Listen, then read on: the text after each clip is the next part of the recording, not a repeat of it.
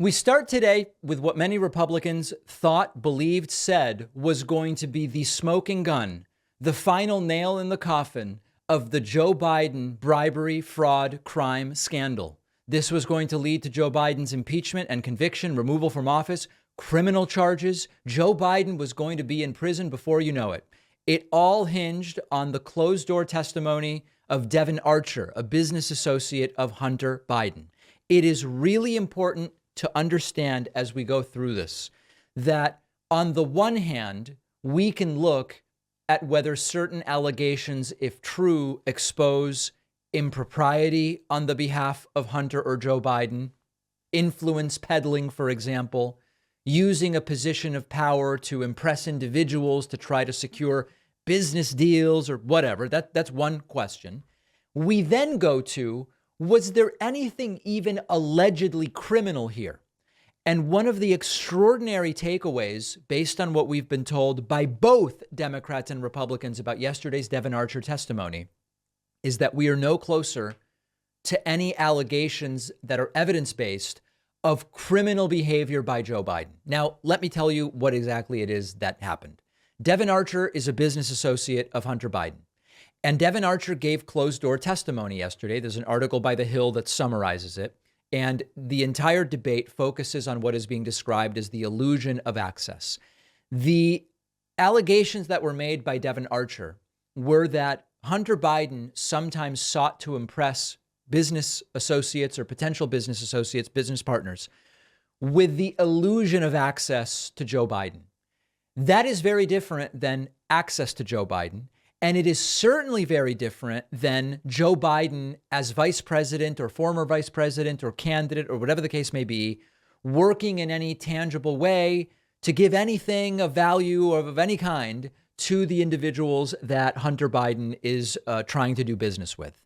And what the incredible takeaway here seems to be, according to Congressman Dan Goldman, a Democrat, is that the testimony of Devon Archer behind closed doors yesterday actually seems to be exculpatory for Joe Biden, that even as Hunter Biden would sometimes allude to this illusion of access to Joe Biden, that there was actually no such access. Maybe he hopped on speakerphone and said hello, but there was not even testimony. And remember, just because there's testimony doesn't mean it's true. It doesn't mean it's immoral. It doesn't mean it's criminal. We're not even at that standard. There wasn't even testimony that Joe Biden was involved in any of these business dealings.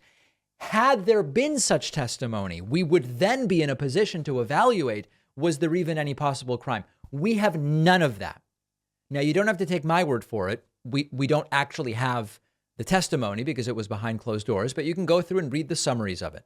The biggest indicator that this is not the smoking gun that Republicans hoped and maybe to some degree believed it would be is that James Comer, the Republican who is in charge of the House Oversight Committee, went on Sean Hannity's propaganda Fox News show last night.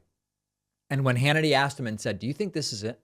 Do you think this is the Biden bribery bombshell that we've been waiting for? Do you think you can actually prove that?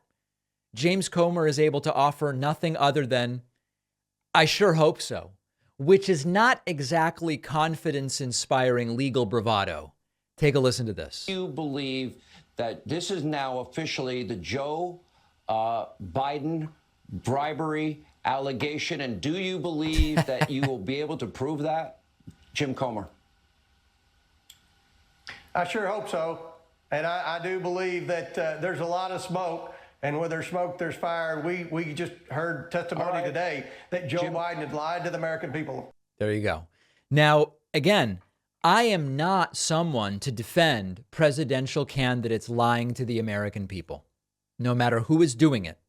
I also am aware that the lie they claim was told has not even been proven to be a lie. The lie was that Joe Biden publicly said during debates with Donald Trump, I don't have any involvement with my son's business dealings. Even if we accept as true the testimony of Devon Archer, it still doesn't even allege that Joe Biden was involved in business dealings with Hunter Biden. Even if it is true that Hunter Biden alluded to the illusion of access to his dad, that is not Joe Biden being involved with Hunter Biden's business dealings. Even if Joe Biden got on speakerphone with someone Hunter Biden was talking to say hello, that is not actually being involved in the business dealings of Hunter Biden. And then we go, even if he were involved in the business dealings, number one, look at the Trump family. So it's a lot of, pointing fingers, throwing stones from glass houses. But also, even if he were involved, that doesn't necessarily mean he did anything wrong either. And it is not even necessarily a crime. So this is not about me defending anything. If Joe Biden did something immoral or improper or unethical or illegal, I'll be right here to tell you. But what is abundantly clear is that after years of investigating the same stuff over and over again, they keep making the same allegations.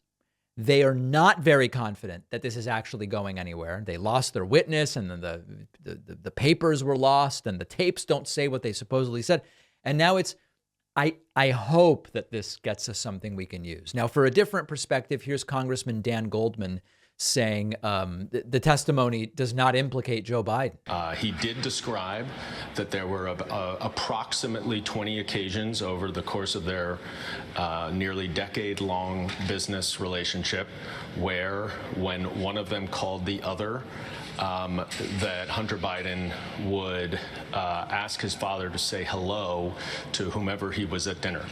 He said there were some times when it was friends and sometimes when it was potential business partners or business partners. But the witness was unequivocal and stated very clearly that they never discussed any business on that phone conversations. There were niceties and there was a hello and we talked about the weather or whatever it was, but it was never any business. And I think it's really important to remember that during this time period that we're talking about here, Beau Biden, Hunter Biden's brother and President Biden's son, became very ill with cancer and died. That was in the spring of 2015. And the witness described in vivid detail about how devastating that was to both Hunter Biden and to Joe Biden, and how their communications picked up dramatically in the aftermath, because Joe Biden was calling his son to check on him, and Hunter Biden was calling his dad to check on him. It had nothing to do with business. Okay. Also, interestingly, Dan Goldman saying that right now, the only official action by President Biden in any way related to Hunter Biden's business interests was actually bad for Hunter Biden's business interests. There is not a shred of evidence of a single conflict of interest of President Biden ever doing anything in connection or in relation to Hunter Biden's business ventures other than advocating for the removal of a prosecutor general who was advantageous to Burisma. Understand that. The one action Biden got involved in in his official capacity as directed by Barack Obama was something that wasn't good for Hunter Biden's business interests. This is the smoking gun they have claimed to have. Not very impressive. On the other hand, what is very impressive are the charges that may be ready to go in Georgia against Donald Trump. Let's talk about that.